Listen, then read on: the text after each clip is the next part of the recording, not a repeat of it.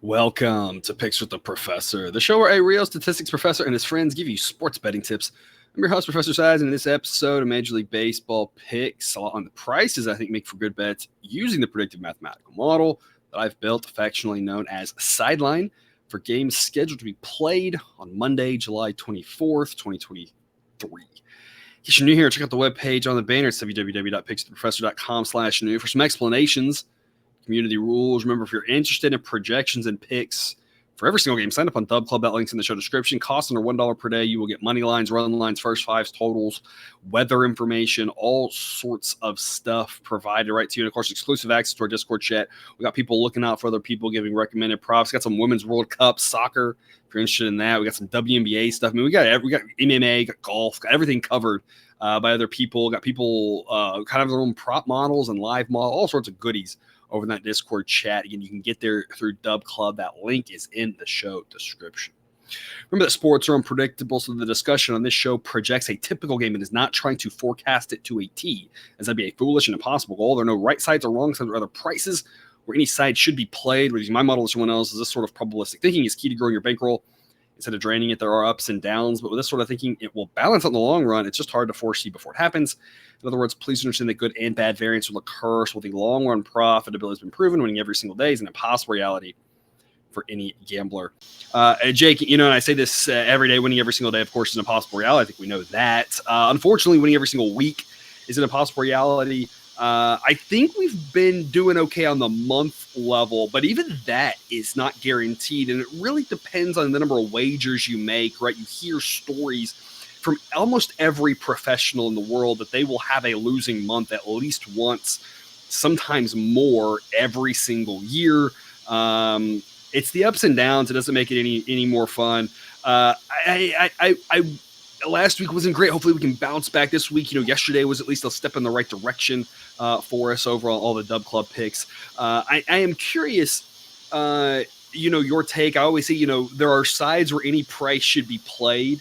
And I do firmly believe that if you have, I say things like this all the time, and I'm curious if you have insider words to say about that, because sometimes when a team loses 10-0, you say, well, how could it have been ever good to play that team at a certain price? But thinking about it probabilistically, they say, yeah, I know the team lost 10-0, but like if they were to replay that game again tomorrow with the same pitchers fresh, like we could go back in time or whatever, right? You wouldn't expect that same sort of thing. How do you think about that probabilistically? Because it's hard to do that. Our brains aren't trained to do that when we're watching the screen and the team gets blown out, right? How do you think about this and frame this to think about making smart plays day in and day out? Man, it's tough when you see those kind of games. Like it just it makes it very hard. But I just try to remember that doing your job once is not indicative of how good you are at your job at your work, because everybody's entitled to off days, everybody's entitled to bad days, and so you just kind of chalk it up to that. But I do mark it, and so if you start to see a pattern, it's tough. But you just gotta let everybody have a bad day, and then sometimes when it gets to 10-0 like that, sometimes you think, okay, maybe it was 3-0 and they had a chance, they messed up, and didn't really go for it. Baseball's just a long season, so sometimes people take a play off, take something off, and then the score is not totally indicative of the game.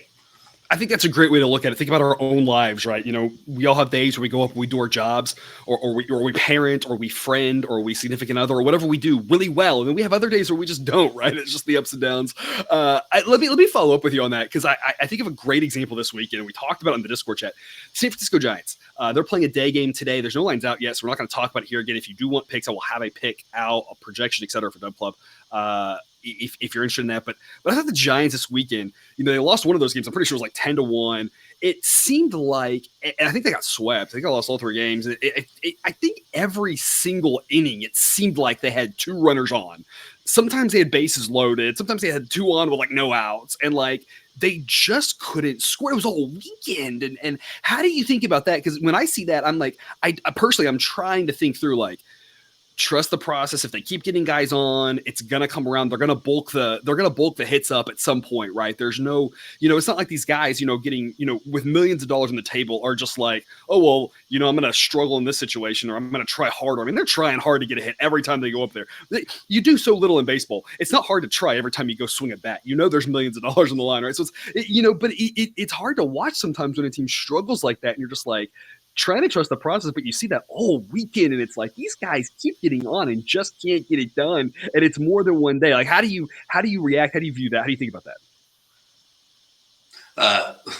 The Giants specifically, what I just chalked that one up as world coming back to leveling out because it seems like they have won more games in the last 2.5 innings than anybody. It just decided to randomly come back. So I was like, that's got to come back to bite him at some point. But with other, what was it, a handful of years ago, that UConn Butler game in the championship? Oh, yeah. Nobody could hit anything. Yeah. Ugliest title game. Those teams were so much better. So it's just sometimes you're just off. You just can't get it done. Unfortunately, that was the Giants this weekend. That was frustrating. The Giants have been so good to us. It was definitely a letdown weekend for them. We got 3 games to talk about here today, and a couple of them I think about some teams who have been up and down. So I think it's some good discussion today about a couple of teams that, you view are maybe like me, kind of struggling to get a handle on, and see if we can get some insight here from Jake. But before we get to that, some quick reminders. Please hit that like button if you're on YouTube. Also, if you aren't yet, please consider subscribing or following. It's free, and if you turn on notifications, you won't miss any of the MLB, college basketball, college football coming this fall, NFL content that this channel provides. You can see how I scale my picks in the Google Sheet that has the season results and all sorts of team ratings, pitcher ratings, all sorts of stuff like that linked in the show description. It's also on the homepage of the website, again, www.pickswiththeprofessor.com. But as always, with scaling with the picks, take what you like and leave the rest. 6:40 p.m. Eastern, Orioles at the Phillies. Going to be a nice night in Philadelphia temperature-wise. A little on the warm side, around 80 degrees. Wind will be blowing out at 5 to 10 miles an hour. According to Sideline, that's an 11% boost to the expected number of runs. So that's something to keep in mind there. We're expecting a few more runs than average based off of the weather. A little bit of chance of rain. Something to keep in mind there. Could give us a little bit of a delay, 15-20% or so coverage in that area. Dean Kremer versus Christopher Sanchez. Kremer, 4.80 ERA. Advanced metrics say it should be about a half run lower. Model actually thinks he's pretty close to league average, just kind of a ho-hum, run-of-the-mill starting pitcher. I say ho-hum like it's a bad thing. Of course, Jake, you and I would love to be ho-hum starting pitchers in Major League Baseball. Christopher Sanchez, model loves this guy. 3.06 ERA this season, only in 35 innings, but his underlying metrics are solid. Model thinks he's a pretty good pitcher, definitely the better starting pitcher in this one. Of course, the Orioles bullpen is really good. If this game is tight late, that's where the Orioles have been dominant all season long, especially if they can get it to the ninth, even tied to the ninth against the Rays in such a big series this last weekend. They used Bautista for 2 innings for the ninth and the runner on second base 10th inning. So, I mean, they've just got it going when it comes to the bullpen. And I think their offense is a little bit better than the Phillies right now. Not a ton, but a little bit better. Should be a good contest. Model says that the Phillies win this 51% of the time. So pretty much a coin toss. Jake, we're going to be in the Orioles here. We locked in plus 115. It's a B grade pick. Right around that B minus C plus threshold here. When I read the morning update, it says that the price needed for a B is plus 112. I'm seeing right around that plus 110 this morning. So we're kind of hovering around that good, not great value. Of course, if it does get up to the plus 120s, that's when you're more running to the window. You love that value proposition. Still a solid pick on the Orioles at plus odds. In a game that anything can happen, the Phillies have really underperformed for the most part this year. Orioles really overperformed this year. It seems like maybe the numbers still struggling to catch up with these teams with regards to how good they really are. We talked about the Orioles. Been talking about them, a lot as of late. They've been undervalued all season this year and last. Jake, tell us more here on why Orioles good plus odds. Here's a good pick. Yeah, I think you nailed it with the bullpen. I think the offenses and the pitchers are close enough that they'll wash each other out. And I think it's the Orioles bullpen that puts them ahead for the win here. And I don't get it.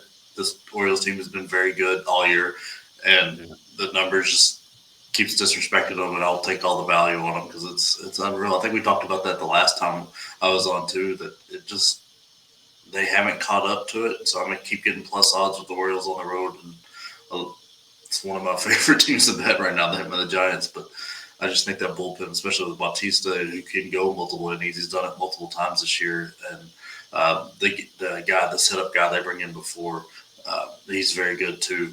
I just think if this game's close, or if the Orioles have a 1-run lead, 2-run lead going into the last 2-3 innings, it's almost shut down. Yeah, one of the things that you could see in the Google sheet, I have some different team ratings. One of them is the relievers rating, where I have the Orioles about a full standard deviation better than league average. Another one is the top relievers. You take the top 3 and just compare those across the board. And I use that in the model to kind of try to figure out what's the probability team holds on to a lead. And that part is really pivotal in what's been driving the value in the Orioles. The top 3 relievers for the Orioles grade out as 2 full standard deviations better than league average. I mean, it's been a fantastic back into the bullpen. And like you said, Bautista's been amazing. You cannot talk about how good he's been enough, but it's also, you got some other guys with him too that are also really good. Jake, the total in this game is 9.5. Model projects 9.7. Personally, I would need 9 to go over. That's what, again, on Dub Club, what I give out to people, a little cheat sheet, and I tell people what I would need, and I have in here that I would need 9 to go over. That's just my threshold with the model projecting 9.7. I'm curious, you're taking the total, especially given the weather boost to the number of runs. Would you be interested in over 9.5, or are you like I am, or you kind of want that push protection in the 9 before you make an over pick on this one?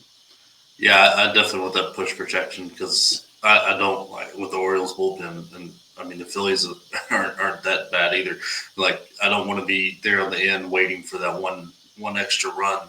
Like, so that just makes me nervous. I want to push. I want more of a chance to put money in my pocket rather than donate it to a book. Yeah, it's a good point here. First 5, again, something that the model that I've built into the model now. It gives out, again, you can get all the first 5 information on Dub Club as well. Model projects 5.3 for the first 5. If you were looking at an over, I kind of think I'm like you. I'd lean to the first 5, because then, it's you don't know when the runs are going to come. So you always have that extra variance, but you aren't sitting there where the best relievers are coming in. Right? You kind of avoid that really good Orioles bullpen with the first 5. So if you're looking at an over that first, and it doesn't get out of 9, that first 5, again, model projects 5.3. So over 4.5, over 5 with decent odds might be a little bit of a better look. 8:10 p.m. Eastern, Reds at the Brewers. Going to be an open roof projecting here in Milwaukee. Nice night, mid to low 70s, no chance of rain. Should be a great night for baseball in Milwaukee. Graham Ashcraft and Colin Rea, 2 pitchers who've had some ups and downs. Underlying metrics say they're just a little bit below average. There's been stretches where both of these pitchers have looked fantastic, and both where they look like they don't even belong in Major League Baseball.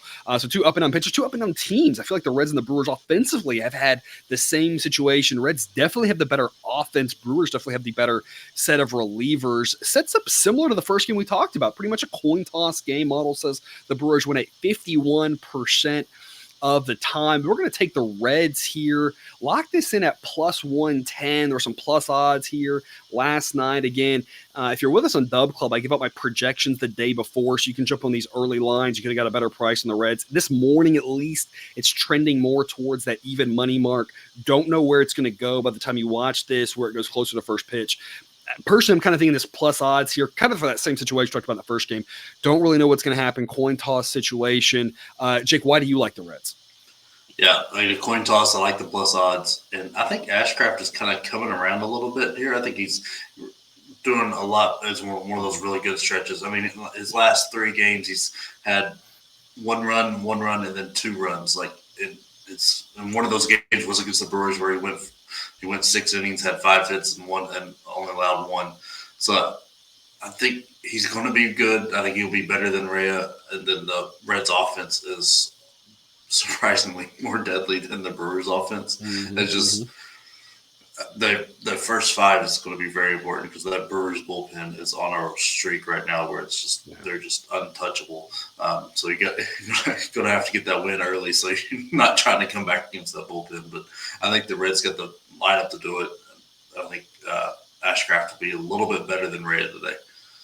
Model says the Reds win the first 5 50% of the time if you remove pushes. The current price plus 105 on the first 5 money line. That might be another way to look at this. Exactly. I'm thinking the same thing you are. Like, if the Reds aren't up early, you never know. They might take a lead in the 6th. They're like, bullpens do weird things. There's no guarantees, right? It's not like if the Reds are winning after 5, they will, win the game, or if they're tied, they will lose. Right? I'm not trying to say that. Just first 5 might be a better way to look, because the bullpen edge does go to the Brewers starting pitching edge. Again, the model says they're about even. I'm like you. Graham Ashcraft's the guy I've had my eye on here. A lot of these young Red starters I think are really interesting. He really went on the IL, missed a couple starts since the All-Star break. Had that first start after the break against the Braves. Of course, the Braves offense really fantastic. Give up 6 runs. First time he pitched in a couple of weeks. But then since then, 4 straight starts, allowing a combined 5 runs. So I'm like you. I'm wondering maybe he's starting to put it together a little bit. Colin Rea, I think is a little bit more up and down. But again, he's had some good starts too. Both of these teams, I think, are really perplexing. Jake, for me, I'm with you. I think that Ashcraft's going the right direction. Is that really the sole driver of your handicap here? Because for me, when I look at these teams, I just think there's chaos. They're up and down. They're all over the place every time they zig and zag. Is there anything else that you're looking at to give you, or is it just really looking at the starting pitcher breakdown? Or how are you kind of trying to figure out 2 teams that, at least for me, seem a little bit confusing? Yeah, no, these teams are very confusing. Now, I'm not going to be heavily invested in this, but I said the Reds' offense plus Ashcraft, the way I think he's going, I think I'm going to get the plus odds there because I think it's a toss-up game. It's like I said, nothing I'm going to be heavily invested into. Like obviously, you're not either with the C grade pick, but it's just one of those things. I think it might be the last time we get some good value on Ashcraft here because I don't know if he keeps going like I think he is. I think you're going to start seeing a lot of negative numbers with that Reds offense if it keeps up when he's pitching. Our fantasy league, we talked about this a little bit. It's an NL-only league. It's pretty deep. Asher's a guy I actually had on my watch list for a little bit as he came back, started pitching well. Someone snatched him up last week. And so I don't remember who it was in our league. Snatched him up, and I was like, I kind of have my eye on him, thinking about maybe a guy who can kind of put it together and give you some hot starts here down the stretch the way he's looked. Obviously concerned about him pitching in that home ballpark, from a fantasy standpoint longer. But, of course, you don't have to worry about that here in Milwaukee. Remember, of course, if you were to the grading system, I went from 3 tiers to 4, right? So we went from ABC to ABCD. The current C picks or what the old B picks used to be. So this is what used to be a B grade pick. So it's not like the worst pick in the world. It's just one that, again, I'm not going to be overly invested in. The price isn't high enough. If it were to get into the +1 teens to be B grade, and kind of like we talked about in the first game, pretty similar handicap, +120s would be an A grade. So if you end up with a much better price, we're talking about better value. It doesn't mean the Reds aren't worth an investment at the plus odds. It's just like you said, I'm going to be a little bit less invested, a little bit more chaos here. But if we're right about Garen Ashcraft, then this could be a good spot here to back the road team, a team that's probably the better team here. Just again, the home road thing is why it's more of a coin toss, but still getting the better team overall with the starting pitcher or whatever. Never a bad thing at plus odds, even if it is on the road. And then, of course, the series that everybody should have their eyes on here this week. Rangers at the Astros, battle for first place in the AL West. What do they always say in wrestling, right? To be the best, you got to beat the best, right? And title belt and whatever. There's all these fun analogies there. Of course, with the Astros and the Ric Flair thing, right? I'm thinking about that. Heavyweight battle right here between these two teams. We just had the AL East one with the Orioles Rays. Now we get the AL West with the Rangers and Astros here.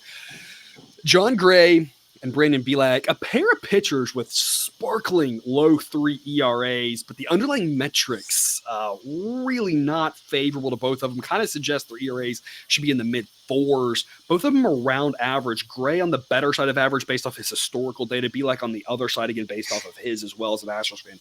Belak was never anybody the Astros were counting on. It was only supposed to be a swing guy, come up and give some solid innings if needed. And, of course, the Astros starting pitching has been just decimated by injury. So a little bit of an edge there for the Rangers in the starting pitching department, an edge offensively, even with one of their better bats out now because the Astros, of course, offensively also decimated by injuries. Astros hitting the ball a little better than I expected, though, without this full offense. But, of course, the Rangers offensively still just continuing to chug along. Didn't miss a beat yesterday, putting up an 8 spot.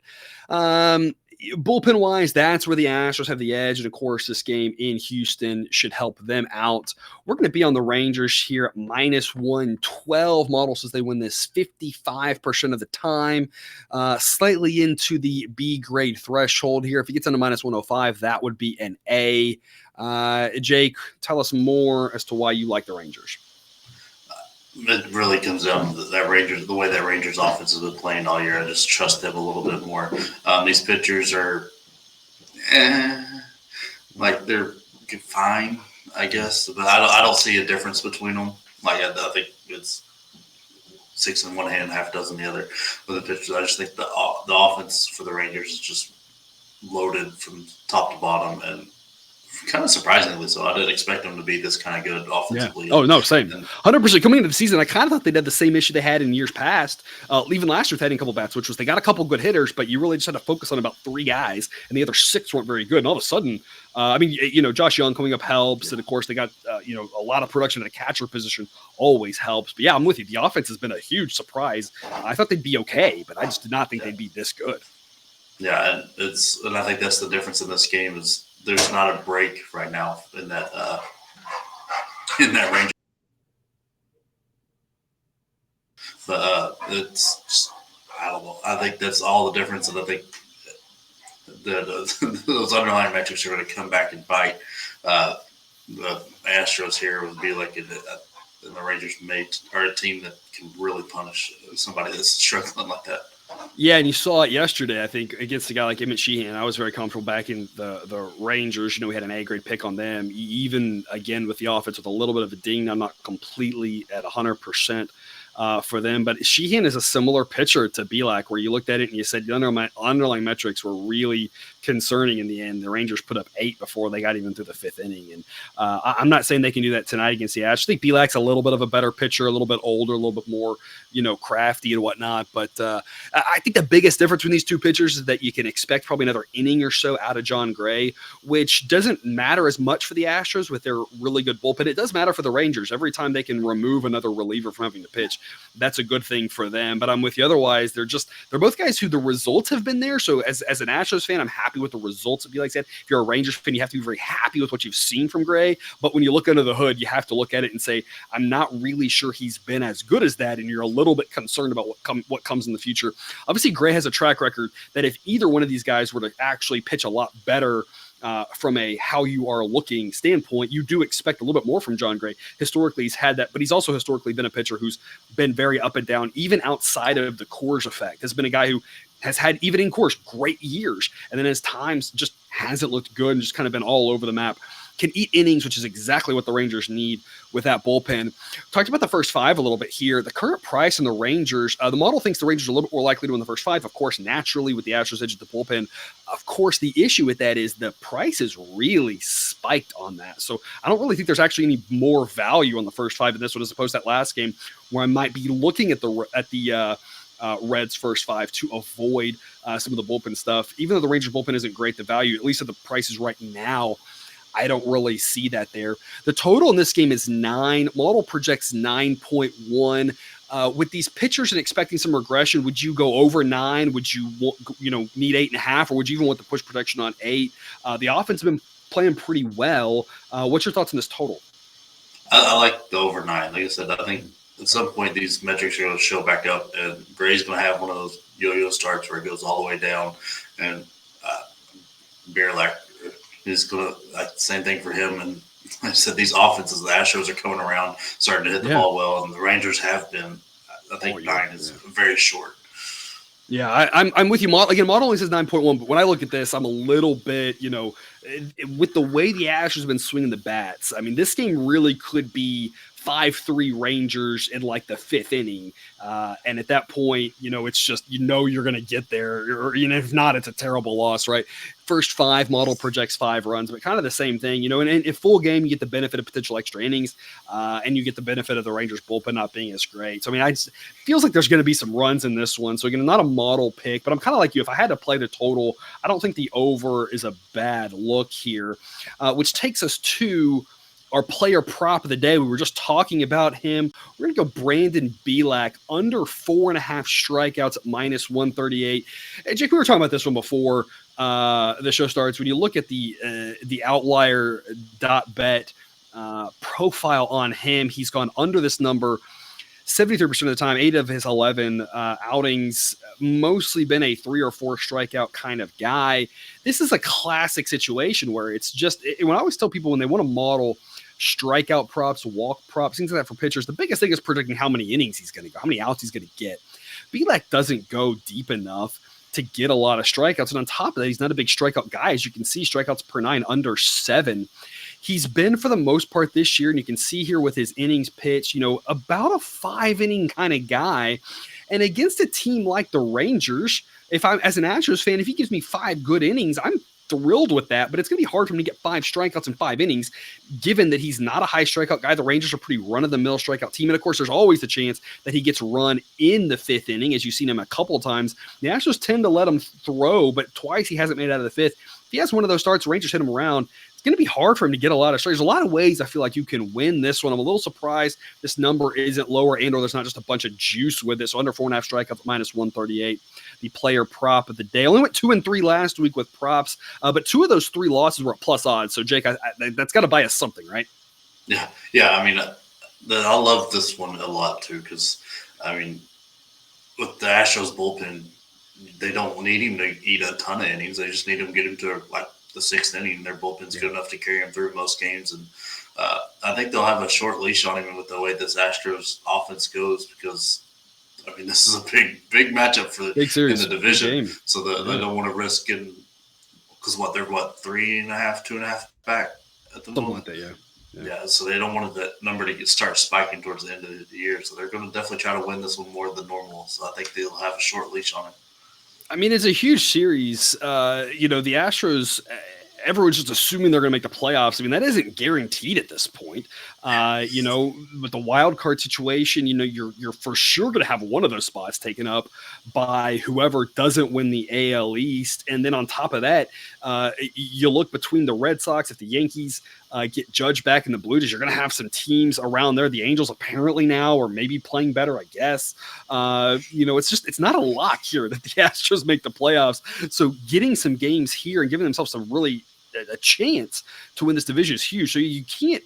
This isn't a situation where maybe if they run gray, right? If they get up 6-0, right, they could give them a little bit longer of a leash. But I don't think Bielak's going to be up 6-0, right? And so it's one of those situations where you got to give 4 or 5 or whatever, and then you turn it over to one of the better bullpens. Again, a bullpen that has been really overused because situations like this, but this isn't the time to hold back, right? This is not the series where you try to get them that rest that they desperately need. You kind of go all out this series and, say, screw it, we're going to get them rest the next series, right? It doesn't even matter that it's the Rays, because the Rays is a little bit less important than the Rangers, of course, and they have an off day Thursday, so that helps out as well. And of course, the other thing is you got Fromber going on Wednesday, who has struggled a little bit here in his last couple starts, but still potentially one of the top front runners for the Cy Young Award. Hopefully he can give you a lot of innings. France has been decent enough tomorrow, so you feel like if you win this game, kind of go all out, and then you got Fromber Wednesday, got a great chance to at least take 2 or 3. So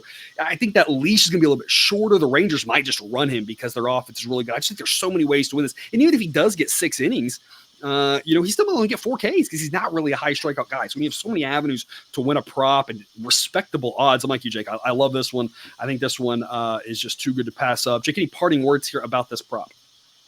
No, I think we nailed it. It's just short leash, not a big strikeout guy. And then, he's got to give at least 1 an inning for his typical output. I don't think that's going to quite play out that way. Yeah, absolutely. All right. Well, remember, you can sign up at Outlier.bet, official partner of Picks with the Professor. If you're interested in a free trial, check out that link in the show description. It's Outlier.bet/professor. They integrate seamlessly with your favorite domestic sportsbook. You can just click on the prop you want. It'll take you right there to make the bet. You can shop around for these prices, which is a fantastic tool. Get a lot of good data. See all their plus expected value picks. This is one of them. You can sign up today again, Outlier.bet/professor for a 7-day free trial. And if you are not already playing daily fantasy, make sure you check out Thrive Fantasy. You can pick an entire lineup of players into a contest against 2 other people, 1 other person, 10 other people. If you want a little bit bigger payout, you can just pick some props, individually parlay them together. If they win, you win. A lot of fun to be had over there if you're interested in the daily fantasy market. Also legal in a ton of states, more states than places, like your DraftKings, FanDuel, or et cetera. New users that use the promo code SIDES or the sign up link in the show description get 100% instant first deposit match up to $250. You can sign up today, take advantage of that free money. Jake, that's all we've got for our viewers today. Any parting words for people on this Monday? No, we got day baseball, so everything's going to be great. I like this. I like the way this week is starting. I could not agree more. And hopefully, again, I haven't seen the line, so I don't know who I'm picking. But the Giants are involved. So, I feel like I kind of know which way we're going to be. And hopefully they can decide to get guys home instead of just leaving them on second and third, like they tended to do all weekend. Well, thanks for tuning into this episode of Picks with the Professor. Don't forget to subscribe so you can ensure all the sports betting content provided on this channel is dropped right into your feed. Back again tomorrow with more sports betting tips. But until then, as always, best of luck. And remember, you can get your betting money, but please don't bet your eating money.